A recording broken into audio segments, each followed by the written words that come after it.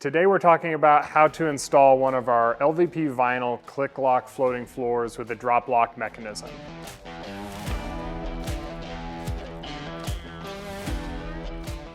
In addition to the standard power tools and vacuums and things like that you'd bring to any job site, here's some of the specific tools we'd recommend.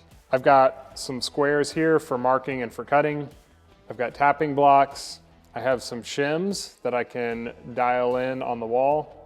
I've got some pry bars, a mallet, a roller for the end locking mechanism, a pull bar, a scraper, and then just a standard utility knife.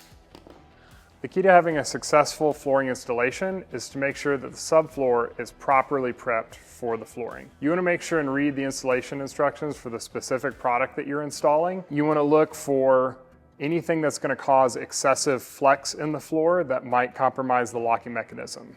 For a wooden subfloor, that might mean too much flex in the wood panels, or the subfloor being out of the flatness tolerance for the product that you're installing. For a concrete slab, you want to look for anything that causes the slab to be out of flatness tolerance. A lot of times, floating products have a moisture barrier requirement, especially when they're going over a concrete slab. And finally, we just want to make sure that we're not installing over any unapproved underlayments for the specific flooring product. Oftentimes, if there's an integrated pad on the back of the flooring, then you should not be installing over an additional underlayment. That pad plus an additional underlayment can cause too much flex in the floor, which can compromise the locking mechanism over time. Because this is a floating floor, we want it to be able to freely expand and contract and be able to shift around a little bit, which means we can't install it underneath anything that will pin it in place. We don't want to put it under cabinets, built-ins, or things like permanent bathroom fixtures. Today, I'll be installing over a concrete slab, which means I need to put a moisture barrier between the slab and the product. I'm using 6mm plastic, and one tip is to run it a few inches up the wall on all sides, which you can then cut off after the installation is done or put behind the baseboard.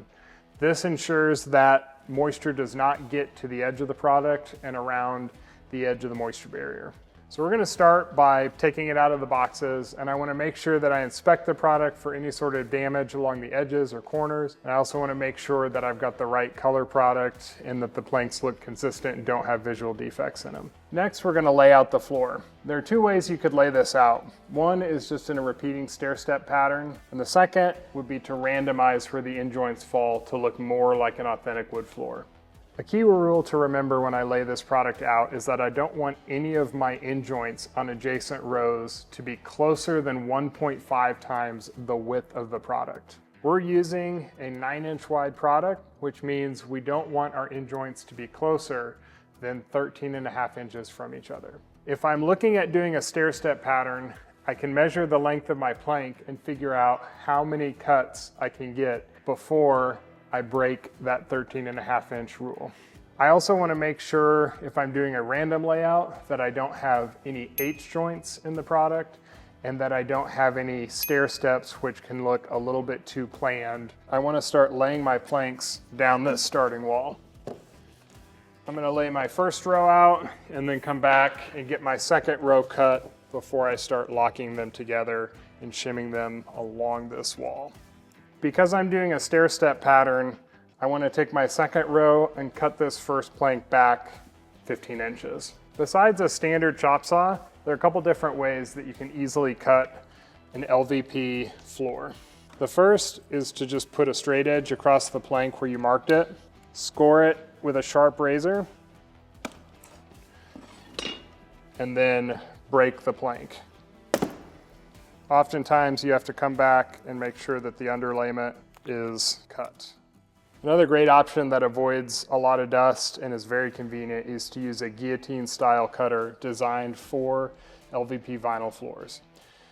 Once you've made your mark, you just slide the plank in and cut.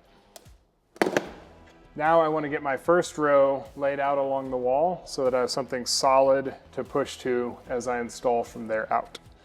As I go down the row and lock the end joints together, I want to make sure that the planks are in a straight line and that I brace with a shim right at the joint. Okay, now I'm ready to start locking my second row in. I'm going to start by engaging the long side joint of the plank. I want to make sure that the side joint is aligned and there's not a gap between the planks. If I do it correctly, then the new plank should fall flat to the subfloor. Sometimes it takes a little bit of technique to get it lined up. You can shift the plank back and forth a little bit. You can push it, but it should drop. If you're having difficulty getting the locking mechanisms together and you're having to use any sort of excessive force, then something's wrong and you need to reevaluate the technique. Maybe there's something in the locking mechanism preventing the planks from going together. They might be damaged, but it should not require a lot of force to get the planks seated. Once I have that board in, I'm going to brace it against the wall with a shim and then work my way down my second row. Just like my previous plank, I'm going to align the locking mechanism. Make sure I don't have any gaps, especially where it goes across an end joint.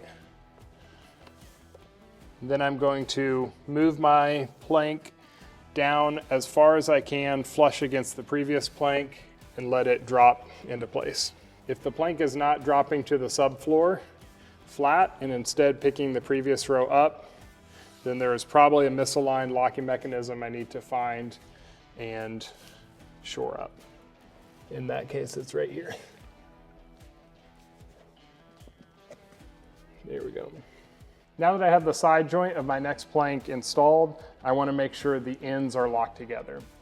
This LVP product has a drop lock end locking mechanism, which means the ends lock together as one plank drops down into the next.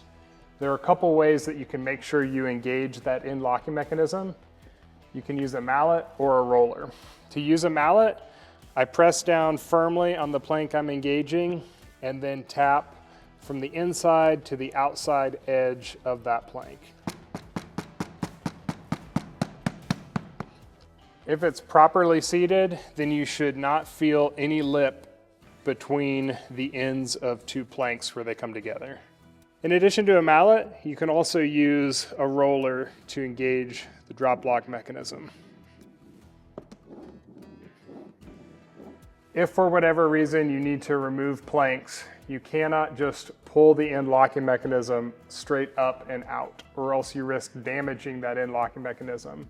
What you want to do is first remove the side joint of the entire row you are uninstalling by lifting the row up and pulling it out. Then you want to slide the two planks end joints out of each other. Because I'm installing in a repeating stair-step pattern, I can go ahead and cut out all of my rows until it resets to a full-length plank. So for this particular floor, since it's in 15-inch increments, I'll have a full plank, 45 inches, 30 inches, 15, and then reset back to a 60-inch plank. I can also take the cutoff pieces from my starting boards, put them down at the other end, and use them as pieces down there to eliminate the amount of scrap I have in my floor. So now I can just keep installing each row like the previous ones and work my way through the room. Once you get far enough out in your install, you might find it's easier to install by pulling the planks toward you instead of pushing them away from you.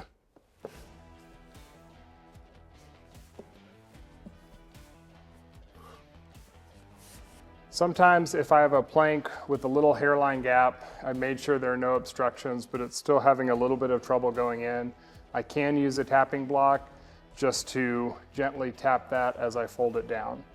I want to place my tapping block right on the edge of the floor, make sure it's flush. I want to hold it flush so that it doesn't bounce off and go crashing back in and chip the plank. And then I'm just going to gently tap as I work my way down, folding the plank to the subfloor.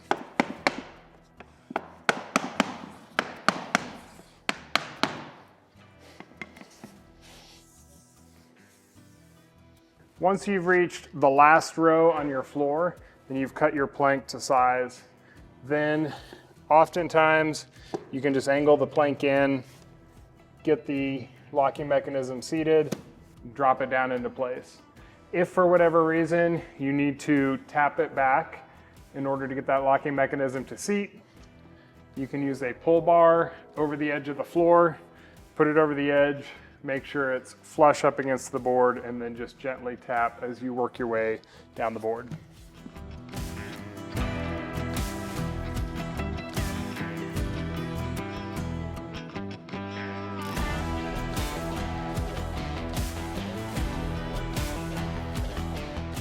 Sometimes when you're installing, you do not have the ability to angle a piece in place. That's the case if you're sliding it under a door jamb or door casing, or if you're going under something like a radiator that's close to the floor. In those instances, you'll want to modify the locking mechanism and use glue to get the planks together. So what I want to do is file off the little ridge here along the part of the locking mechanism that goes under. And I can do that either with a scraper or with a utility knife. Once I've modified the locking mechanism, I want to clean, sweep, or vacuum up any of the plastic shavings. Make sure they're not in the locking mechanism, obstructing my ability to put the planks together. And then I'll want to dry fit the new plank before I put glue in and seat those two planks together. And now we're just going to apply glue down that locking mechanism and then fit the two planks together.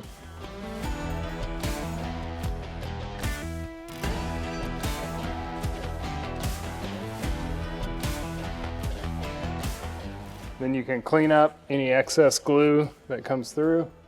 And also you can tape the planks together so that they don't come apart while the glue sets up.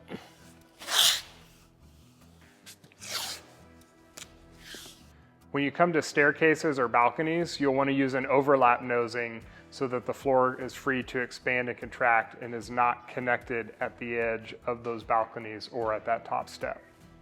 This is how to install our LVP vinyl floating click lock floor with a drop lock mechanism. We'll have another video about some of the most common mistakes that get made with this type of floating installation that we'll link below. Please like, subscribe, and comment below with any questions you have about this process.